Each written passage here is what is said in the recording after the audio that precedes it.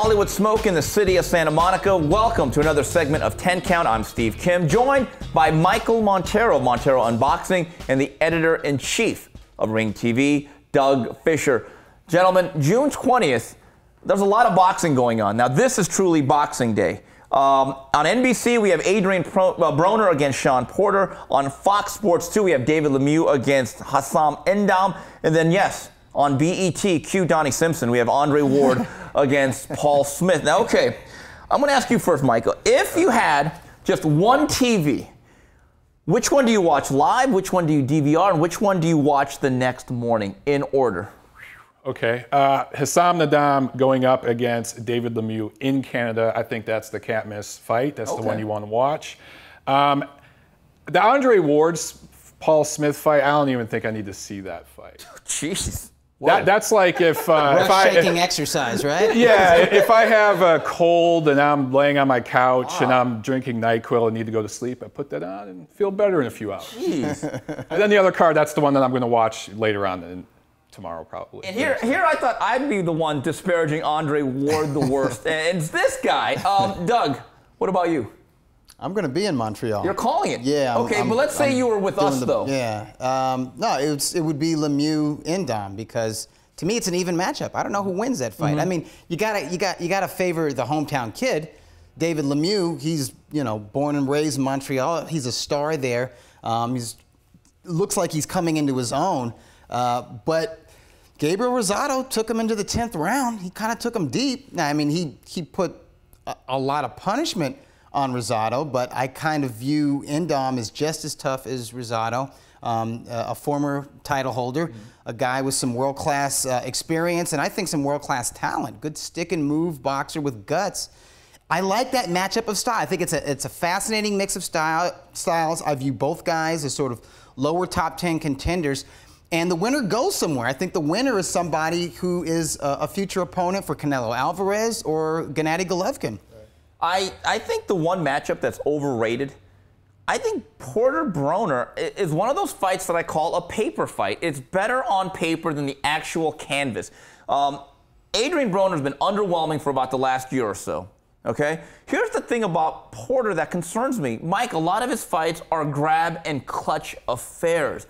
Outside the Malignaggi fight, there hasn't been what I call a lot of clean punching in his action fights. I mean, he kind of mauls you. He's very strong physically. He makes it uncomfortable. He suffocates you. I think that's what makes him dangerous against a lot of boxers, unless they're big and strong like Kell Brook and can hold him and push him back. Right. That awkwardness, that roughhouse stuff, that's what makes him so dangerous against guys like Devon Alexander and Paulie Malignaggi. That's the problem. It's not entertaining, though, all the time. It's hard to watch. No. And look, well, let's not forget, this is a catchweight fight, right? This 144. 144. Gee, who does that help?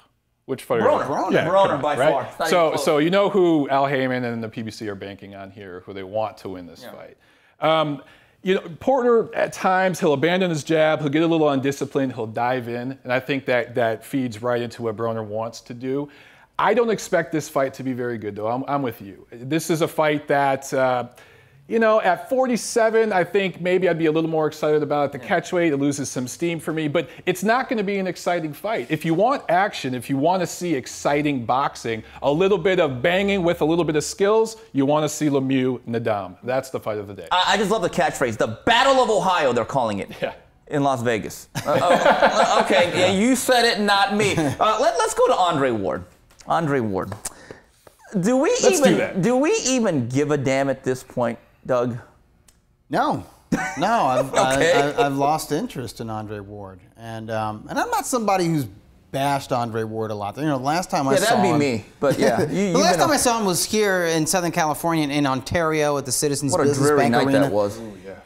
It was typical Andre Ward, though. He reminded me on just how effective he is, how many tools he has in his toolbox, and there's a lot he can do. He can fight on the inside, he can box on the outside, he can mug and maul and grapple and wrestle. He could be a rough dude in there, but he's got all-around skills and all-around ability, and I was up close that night, and I was watching his footwork, his balance, his lateral movement. I mean, he's all right there. He's an elite fighter, but he isn't because of his inactivity. I mean, he was dropped from the Ring's rankings, dropped from the pound-for-pound list, dropped from the super middleweight rankings, is stripped of his title.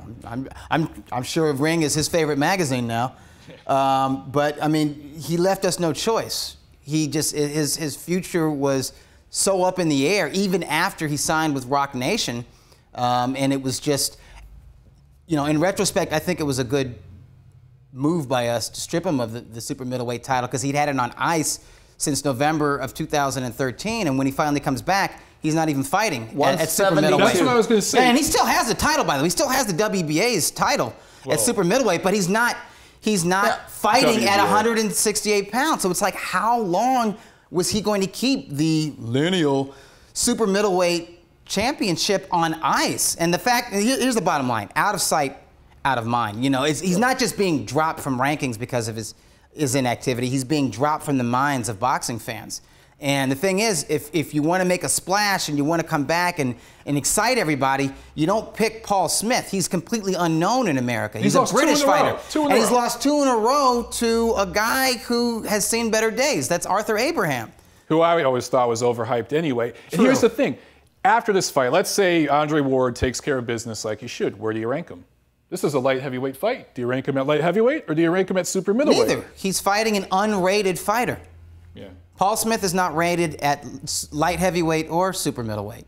It is what it is. This is a rust-shaking exercise. He and his trainer, Virgil Hunter, have said numerous times on record, we're going to need a fight or 2 or 3 to get our groove back. So everybody we out can't there, expect to see a man with a legitimate opponent until probably the middle of next year. So all you Triple G haters out there saying he needs to move up and fight Andre Ward, remember what Doug just said. Ward is the B-side in that promotion right now. He's the B-side to if he fought Jean Pascal right now.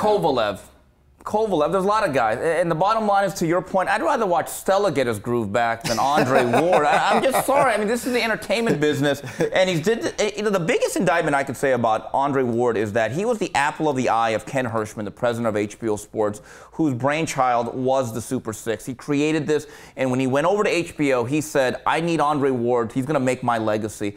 The fact that HBO basically said thanks but no thanks, I think shows you everything about how far his stock has fallen, not only in the eyes of the fans and the media, but also what was once his biggest backer. That is the night. That's basically the bottom. So that's it. June 20th, plenty of boxing. This has been 10 Count. Steve Kim on behalf of Michael Montero and Doug Fischer. Till the next round, goodbye, everybody.